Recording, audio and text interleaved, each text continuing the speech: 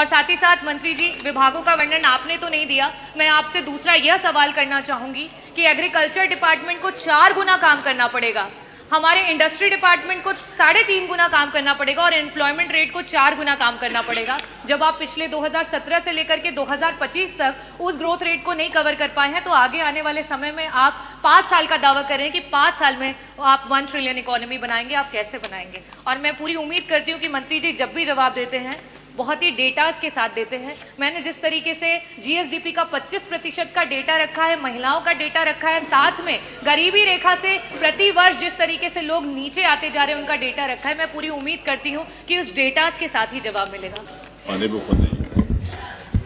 अध्यक्ष जी, माननीय सदस्य ने जो प्रश्न किया है वो बहुत महत्वपूर्ण प्रश्न है, लेकिन माननीय सदस्य स्वयं तैयार करके इस प्रश्न को लेकर के नहीं आई है। उनको तथ्यों की जानकारी होनी चाहिए कि उत्तर प्रदेश ने $1 ट्रिलियन की इकोनॉमी बनाने के लक्ष्य को रखा है और भारत 3 नहीं बल्कि $5 ट्रिलियन की इकोनॉमी बनने के दिशा में अग्रसर हुआ है। आपकी पीड़ा को मैं समझ सकता हूं, क्योंकि जो आपके नेता बोलते हैं कि भारत कभी विकसित देश नहीं बन सकता, तो आप तो उनका अनुसरण करेंगे ही करेंगे कि उत्तर प्रदेश कभी $1 ट्रिलियन की इकोनॉमी नहीं बन सकता। ये वक्तव्य आपका अपनी पार्टी के अनुसार, समाजवादी पार्टी की मंशा के अनुरूप उपयुक्त ही है, लेकिन भारत आज दुनिया की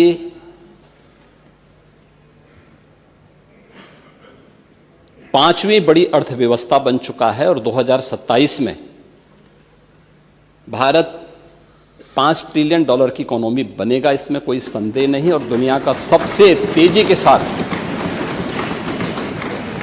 उभरती हुई अर्थव्यवस्था के रूप में, सर्वाधिक ग्रोथ रेट के साथ भारत आज दुनिया की एक बड़ी अर्थव्यवस्था के रूप में आगे बढ़ रहा है। और मुझे लगता है कि 140 करोड़ भारतवासियों को इस पर गौरव की अनुभूति होनी चाहिए। हो सकता है कुछ लोगों को इसमें अच्छा नहीं लग रहा हो, क्योंकि जिनका अपना पर्सनल एजेंडा होता है वह देश के विकास को अच्छा नहीं मानेंगे, लेकिन आदरणीय प्रधानमंत्री जी की प्रेरणा से, उनके विजन के अनुरूप उत्तर प्रदेश ने भी $1 ट्रिलियन की इकोनॉमी बनने की दिशा में एक बड़े कार्यक्रम को आगे बढ़ाया है।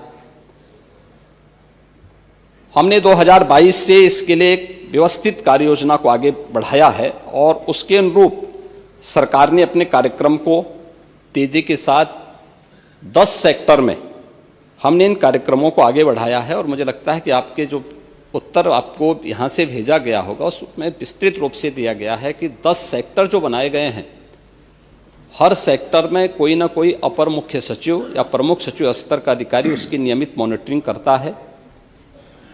मासिक रूप से उस सेक्टर से जुड़े हुए किसी वरिष्ठ मंत्री के द्वारा उसकी समीक्षा की जाती है। उसके कुछ सुनिश्चित पैरामीटर और इंडिकेटर्स तय किए गए हैं, उनको अचीव करने के लिए और सीएम डैशबोर्ड के माध्यम से मासिक रूप से इसकी समीक्षा होती है। हर तीसरे महीने मैं स्वयं भी इसकी समीक्षा करता हूं और मुझे बताते हुए प्रसन्नता है कि पिछले 3 वर्ष के अंदर जो हमने टारगेट तय किए थे, हमने उसको सफलतापूर्वक प्राप्त किया है। इसी का परिणाम है कि जब हमारी सरकार आई थी, 12 लाख करोड़ की उत्तर प्रदेश की जो इकोनॉमी थी, इस वित्तीय वर्ष के अंत में वह 27.5 लाख करोड़ की इकोनॉमी बनकर के उभरेगी। और यह उन स्थितियों में जब हो रहा है जब पूरी दुनिया आर्थिक मंदी के दौर से, इस देश दुनिया की वैश्विक महामारी कोरोना के बाद उस दौर से गुजरी थी। मेरा यह मानना है कि जो ग्रोथ रेट उत्तर प्रदेश की है, आज वह देश की सर्वाधिक अच्छी ग्रोथ रेट है। हमने जो 10 सेक्टर बनाए हैं, उस सेक्टर में अवस्थापना और औद्योगिक विकास का एक सेक्टर है, जिसमें अवस्थापना और औद्योगिक विकास का भी है, एमएसएमई भी है, इसके अलावा हथकरघा और वस्त्र उद्योग भी है, आईटी एंड इलेक्ट्रॉनिक्स भी है, सिविल एविएशन भी है, पीडब्ल्यूडी और एनआरआई से संबंधित ये सभी विभाग इस सेक्टर के अंतर्गत रखे गए हैं और जिसकी समीक्षा स्वयं यहां पर एपीसी के स्तर पर होती है।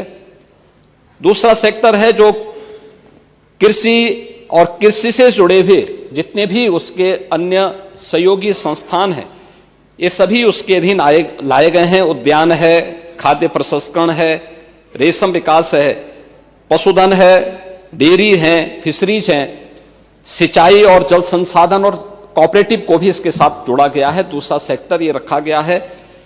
तीसरा सेक्टर सामाजिक सुरक्षा से जुड़ा हुआ है, जिसमें समाज कल्याण विभाग से जुड़ा हुआ जो जितना भी सोशल सेक्टर से जुड़े हुए जितने भी विभाग हैं उन सबको इसके साथ जोड़ा गया है। चौथा विभाग नगरीय विकास से जुड़ा हुआ है, जिसमें आवास और शहरी विकास का भी है, रोजगार और गरीबी उन्मूलन का भी है, वन, पर्यावरण और जलवायु परिवर्तन से जुड़े हुए क्षेत्र को भी, इन सभी को इस सेक्टर के साथ जोड़ा गया है। और पांचवां ग्राम्य विकास से जुड़ा हुआ है, जिसमें ग्राम्य विकास, पंचायती राज, ग्रामीण अभियंत्रण सेवा, नमामि गंगे और ग्रामीण जलापूर्ति, तार, राजस्व, इन सभी विभागों को इसके साथ जोड़ा गया है। पांचवां विभाग है राजस्व संग्रह से संबंधित, जिसमें राजस्व कर और निबंधन से संबंधित स्टैंप एंड रजिस्ट्रेशन का है, एक्साइज का है, परिवहन का है और भी अन्य जितने भी कर और करेत्तर राजस्व से जुड़े हुए जितने भी भाग आते हैं सबको इसके साथ जोड़ा गया है। पांचवां शिक्षा का है, जिसमें हर प्रकार की बेसिक, माध्यमिक, उच्च, टेक्निकल और वोकेशनल एजुकेशन को इसके साथ जोड़ा गया है। स्पोर्ट्स को भी इसके साथ जोड़ा गया है। आठवां जो सेक्टर है वह विविध क्षेत्र में है, गृह विभाग, गृह है, कारागार है, इसमें अन्य जितने भी विभाग आते हैं इन सबको इसके साथ जोड़ा गया है। नौवां विभाग है चिकित्सा स्वास्थ्य का, जिसमें चिकित्सा स्वास्थ्य का है, परिवार कल्याण का है, मेडिकल एजुकेशन है, आयुष का है, महिला और बाल विकास का है। और 10वां सेक्टर है जो सर्विस सेक्टर है, टूरिज्म का है। इन सभी को इसके साथ जोड़ करके एक व्यवस्थित कार्य योजना को आगे बढ़ाने का कार्य किया गया है। हम सबको इस पर गौरव की अनुभूति करनी चाहिए कि प्रधानमंत्री मोदी जी के नेतृत्व में 10 वर्ष में इस देश ने 25 करोड़ लोगों को गरीबी रेखा से उभारने में सफलता प्राप्त की है। और पिछले 8 वर्ष में हमारी सरकार ने 6 करोड़ से अधिक लोगों को गरीबी रेखा से ऊपर उठाने में सफलता प्राप्त की है।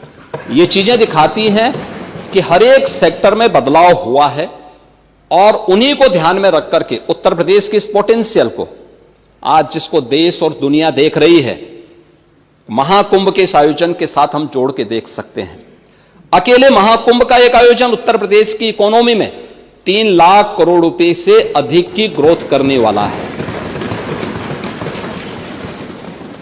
महिलाओं के स्वावलंबन की दिशा में जो कार्य हुए हैं, अकेले उत्तर प्रदेश पुलिस भर्ती में 20% भर्ती अनिवार्य रूप से महिलाओं की हुई है।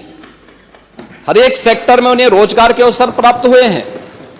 तो यह कहना कि उत्तर प्रदेश कभी इसको अचीव नहीं कर पाएगा, आपकी दुर्भावना हो सकती है, लेकिन सरकार की सद्भावना है कि उत्तर प्रदेश 5 वर्ष में इस टारगेट को अचीव करेगा।